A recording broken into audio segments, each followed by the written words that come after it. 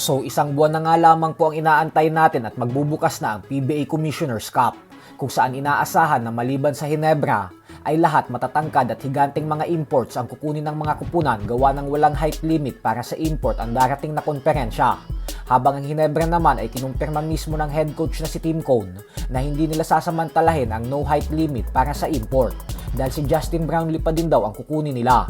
Halo-halo naman ang naging reaksyon ng mga fans sa desisyon ni Tim Cone dahil hindi na daw bumabata si Brownlee. Kaya tiyak umanong mahihirapan itong makipagbanggaan sa mga mas bata at mas malalaking import ng ibang teams. Habang may mga sumuporta naman kay Tim Cone at sinabing mas mahalaga pa din daw ang chemistry at familiarity kaysa sa size advantage. Kaya tama lang daw na si Brownlee pa din ang kunin na import ng Hinebra. Ganun pa man nga po ay bagamat nanggagaling pa lang sa isang matamis na kampyonato ang San Miguel Beermen sa Philippine Cup, ay tila problemado po ngayon ang kanilang management dahil wala pa silang nakukuhang import. Ang original target daw kasi sana ng SMB ay ang dati na nilang import na si Benny Boatwright. Ito ay upang makapag-take advantage sila sa no height limit gawa ng may tangkad itong 6'10". Bukod dyan ay pamilyar na din si Boatwright sa SMB gawa ng nagkampyon na sila noong taong 2023. Subalit sa kasamaang palad nga po para sa SMB ay hindi nila pwedeng makuha ngayon si Boatwright nang dahil sa nasa KBL pa ito at kasalukuyang may aktibo pang kontrata.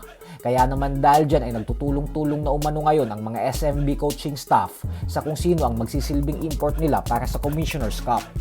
Sa kabilang banda naman mga idol ay matapos pong kumpirmahin ng Malaya Business Insight na pumirma na ng kontrata ang 6-year NBA veteran na si Bolbol upang maging import ng TNT sa Commissioner's Cup, ay nagsalita na din po ang TNT manager na si Jojo Lastimosa patungkol dito.